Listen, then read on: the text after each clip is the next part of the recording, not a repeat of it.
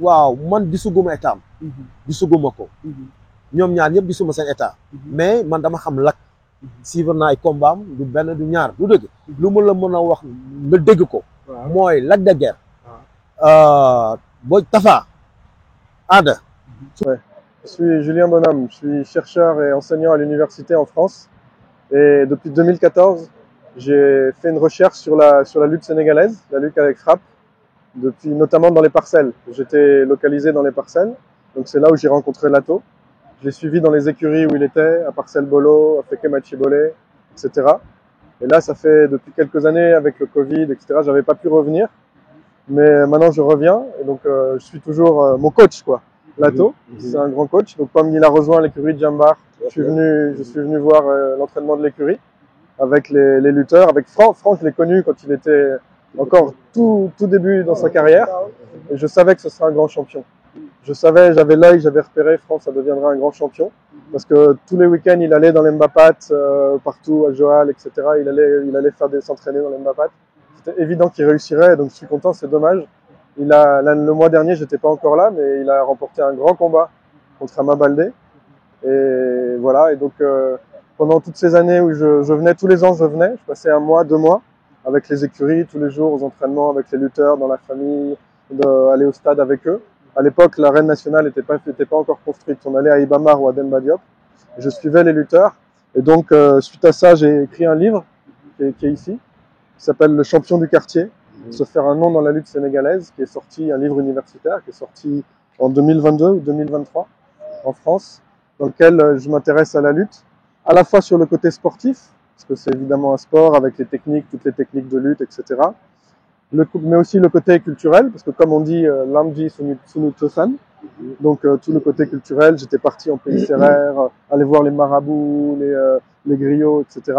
Mais aussi le côté socio-économique, social. Moi, ce qui m'a beaucoup intéressé, c'est les mobilisations autour des lutteurs dans le quartier. Comment on fait pour devenir populaire, pour se faire un nom? Quand on dit d'un lutteur qui a réussi, qu'il a un nom, quoi. Il dit Amnatour, j'ai un nom. Et donc, je me suis beaucoup intéressé à ça, comment on construit sa popularité dans un quartier. Au début, quand on est encore un tout petit lutteur, on fait juste les Mbapat, et puis progressivement, on commence la lutte avec frappe.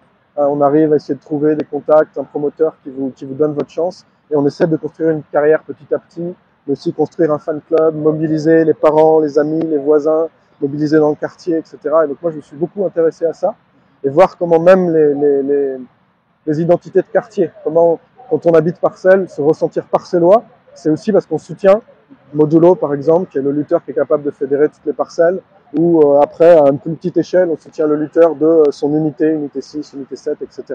Et donc je me suis beaucoup intéressé à ça, voir comment la lutte, c'est vraiment un fédérateur dans les quartiers, autour des lutteurs, autour des fans. Et voilà, et ça fait longtemps que j'avais pas pu revenir, parce qu'il y avait eu le Covid, après j'avais eu beaucoup de travail, mais je suis vraiment content d'être là. Et Inch'Allah, si j'ai la possibilité de pouvoir présenter le livre dans les médias, à la radio, etc., je vais le faire dans les semaines qui viennent. Donc voilà, vraiment, je suis content de pouvoir revenir et puis offrir le livre aux personnes qui m'ont aidé, comme Lato, comme d'autres, qui m'ont aidé, qui m'ont soutenu, qui m'ont donné tous leurs secrets, ils m'ont tout dit, ils m'ont rien caché. Et donc c'est normal de revenir et de pouvoir leur remercier avec ça. Pour le livre, le travail, ça a été dur ou bien? Bah, c'est une recherche qui a duré 4 ans, quelque chose comme ça. Et après, j'ai encore mis peut-être 2 ans à l'écrire. Après, le processus pour l'éditer, c'est encore long. Il faut trouver un éditeur et tout. C'est pas facile, l'édition universitaire. Mais voilà, moi, ça m'a vraiment passionné. J'ai aussi fait un travail historique. Il y avait deux parties dans le travail. Une partie historique sur la lutte sénégalaise avant même l'époque coloniale, quand c'était les tournois après la saison des récoltes, les tournois intervillageois.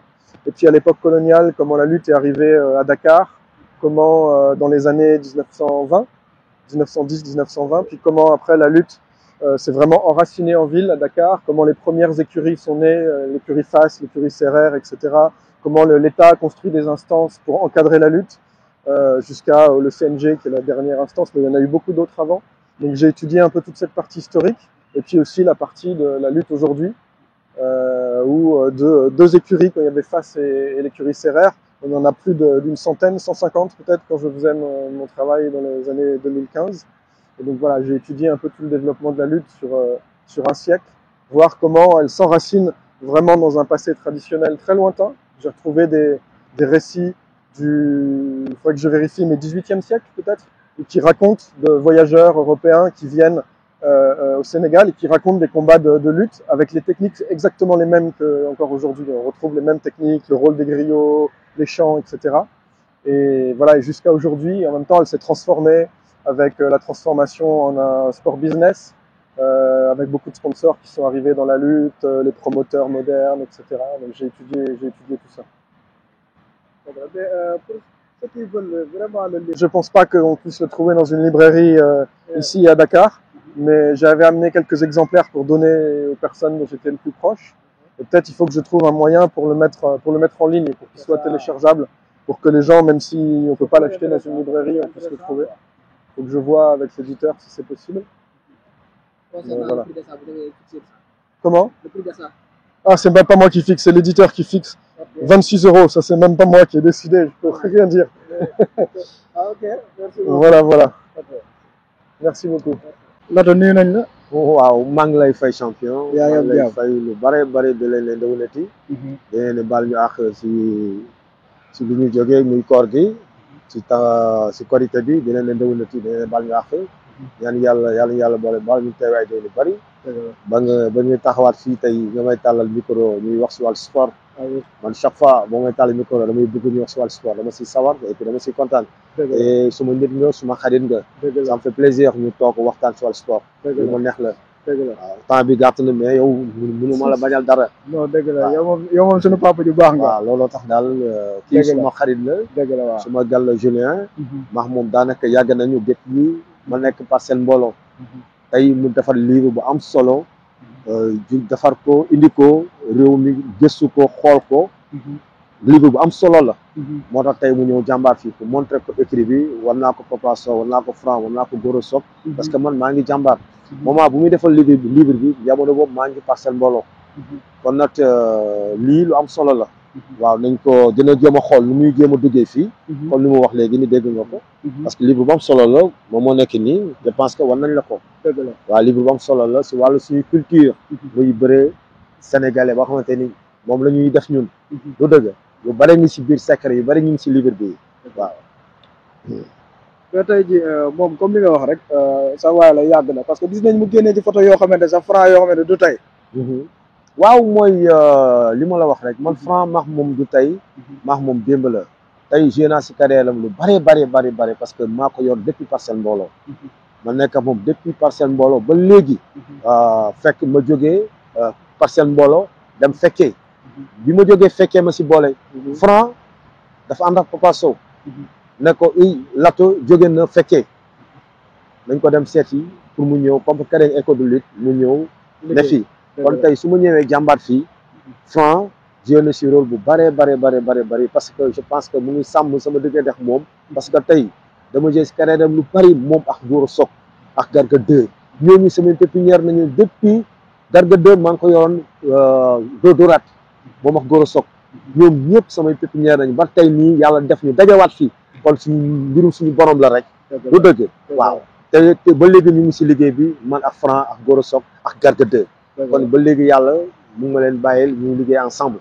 waaw mu doon ay sumay mbër sumay xarit vraiment ça me fait plaisir nekk jàmbaar di liggéey ak ñoom parce que sumay mbër nañu tey gis nga photo Franc boobu temps Julien bu mu ko wanee dafa ne non c'est pas possible boobu Franc mi ngi commencé yëg kon sant yàlla tey waaw sant yàlla bu bari daal man daal xol sedd na daal waaw. mais tey Lato comme que temps bi xoolal dañ la bëggoon laaj tuuti ci benn biir rek. waaw ñu ngi jëm la 4 avril. waaw ku ci mel ne Ada Fass ak Lac de Guiers. tey loo gis ci làmb jooju. waaw Ada Fass champion la. mbër bu champion la te day bëri naanaan. attention. Lac de Guiers pour nga daan ko. da ngay nangu jël ay risques nangu ñeme li ngay def boo ko bëggee daan. Lac c'est un champion boo xamante ni mooy mbër bu gën a naqaree bëre Sénégal attention dama leen koy wax. Lac de Guiers muy mbër bu naqaree bëri. muy Lac de Guiers. mais tey Lato yow bu ñu la joxoon Ada Fass. ne la Lato yóbbu ko tey loo koy bëreloo ci bés. waaw xam nga Ada man entraîné wu ma ko.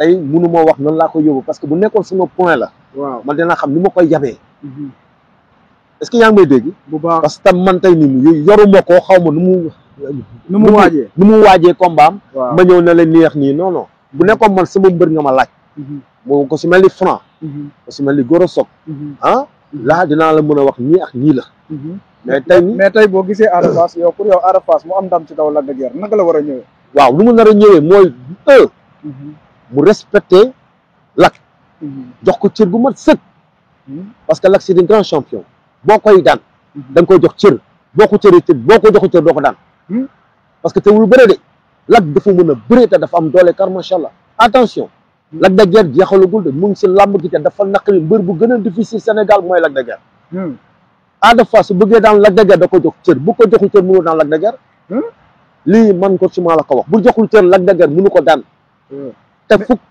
waaw te tey coach tamit am na ñoo xam ne bañ gisee Ada Fass simeeku état bi mu indi nee am na ñenn ñu ne sax waroon na gën a yokk doole waaw man gisuguma état am gisuguma ko ñoom ñaar ñëpp gisuma seen état mais man dama xam Lac suivre naa ay combat am du benn du ñaar du dëgg lu mu la mën a wax nga dégg ko mooy Lac de Guiers boo Tafa Ada su bëggee daan Lac de Guiers da ko jox cër jox ko respect bu ko joxul Lac mënu ko daan te bu muy yaakaar ne mopp doole Lac de Guiers de déedéet Lac dafa am doole di attention Lac borom doole la di attention te mbër bu naqaree bëri mooy Lac de Guiers pour nga daan ko da nga am xam-xam dëgg am doole dëgg mën xeex dëgg topp action ba mu jeex mais bu daggee action mënu daan Lac de Guiers bu daan su bëggee daan Lac day topp action mais tey Lato bu arbitre sifflé woon ci gis xeex ñaari mbër yëpp fas yéene xeex nga foog ne avantage kan lay doon non na moytu ko Lac de Guiers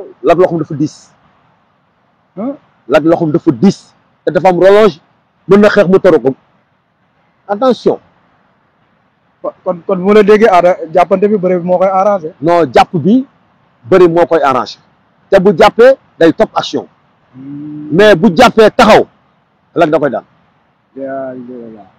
mais tey Lato wax nga xam-xam mais tey jii nga nekkoon côté Lac de Guiers tey jii ñu ne la Lac de Guiers loo koy nu mën a def pour génn ci bés waaw Lac xam nga mbër boo xamante ni c'est un grand champion li muy bëree moom xam na ko respecté ki muy bëree respecté Ada Fass waaw ni ko Ada Fass joxee cër bëgg su ko joxee cër am si moom lu bëgg mais Lac de Guiers bu joxul cër Ada Fass mën na ñàkk làmbam respect xam lu muy bëree Ada Fass parce que c'est un grand champion ñoom ñaar ñëpp ay champion lañu ñoom ñaar ñëpp ay champion lañu mais lu ma wóor ba wóor ne Lac de Guiers moo gën a naqari bëre Sénégal lu leer laa la wax ci mbiti maanaam daal lamb ji daal foog Ada Fass def ci très attention te xam ne champion lay tase champion lay dajal de attention champion lay bëral de na moytu ku Lac de Guiers na moytu Lac jàpp ko na moytu Lac taf ko parce que Lac day plaqué da lay dëbb col naax ba nga ñëw mu taf la dëgg la te dafa mën a xeex attention te day remise da ngay dóor mu contre la na moytu ku Lac loolu daal laa koy conseillé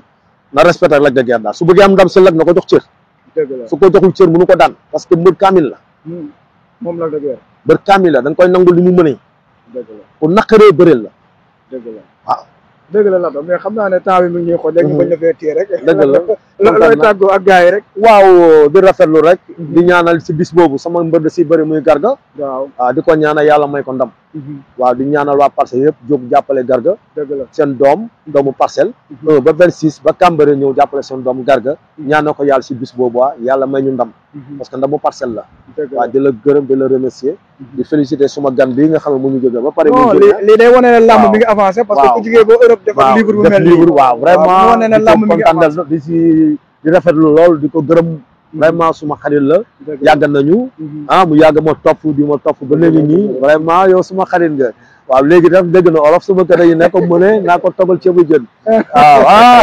tey fa lañ ay moo tax ma tardé tey allez merci beaucoup jërëjëf allez jërëjëf champion